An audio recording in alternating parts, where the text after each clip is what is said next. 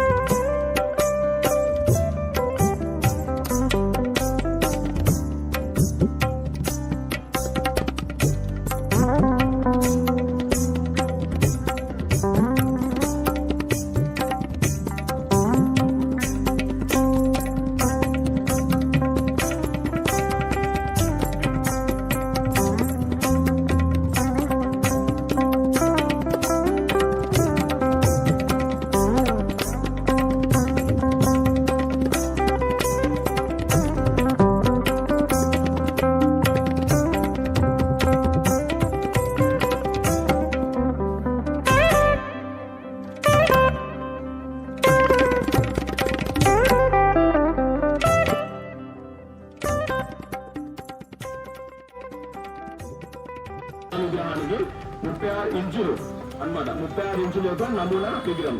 దీని కింద 6 అడుగుల పీఠానికి 6 ఇంచుల పీఠం, 6 అడుగుల పీఠం అన్నమాట.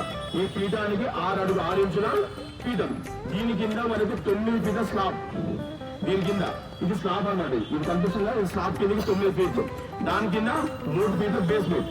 అంటే మొత్తం ఓవరాల్ వచ్చేసి కిందికి పైకి వస్తున్నా 3 ఫీట్ల బేస్మెంట్, 9 ఫీట్ల స్లాబ్, 9 ఫీట్ల పైకేని వచ్చేసి 6 ఫీట్ల పీఠం.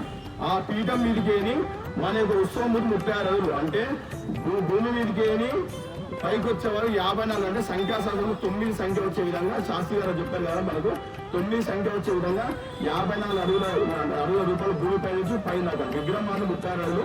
కింద పీఠము, దాని కింద స్లాబ్, దాని మీద బేస్మెంట్, మొత్తం భూమిపై నుంచి పైన టోటల్ 54 అడుగులు అన్నమాట. విగ్రహం నమూనా యొక్క కార్యక్రమం ఉంటుంది.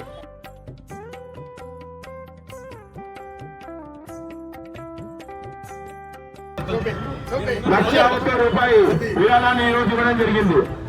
బాలాజీ ఎలక్ట్రికల్ అధినేత మధ్య రాములు సెంట్రింగ్ పని యొక్క నిమిత్తంగా ఏదైతే మనకు సెంట్రింగ్ యొక్క వ్యవస్థ ఉంటుంది కాబట్టి దానికి ₹1,50,000 ప్రకటించడం జరిగింది అనమాట.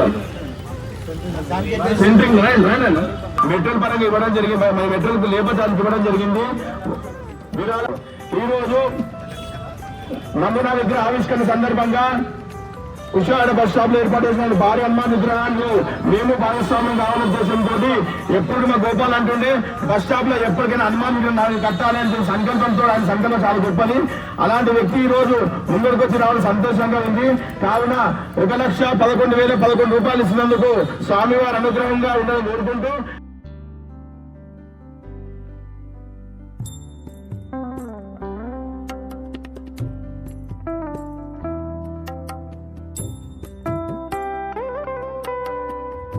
శ్రీరామ్ జై శ్రీరామ్.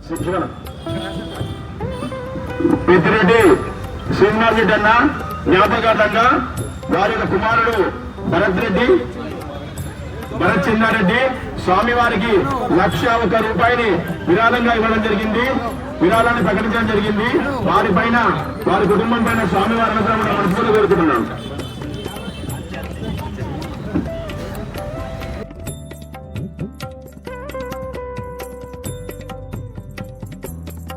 కాకుండా స్వామి గారు సకాలంగా భావించి ఎంతో మందికి అన్నదాన కార్యక్రమాన్ని నిర్వహిస్తున్నటువంటి సోదరులు ఈ రోజు వారి మిత్రుల తరఫున 50,000 రూపాయలు విరాళంగా ప్రకటించడం జరిగింది.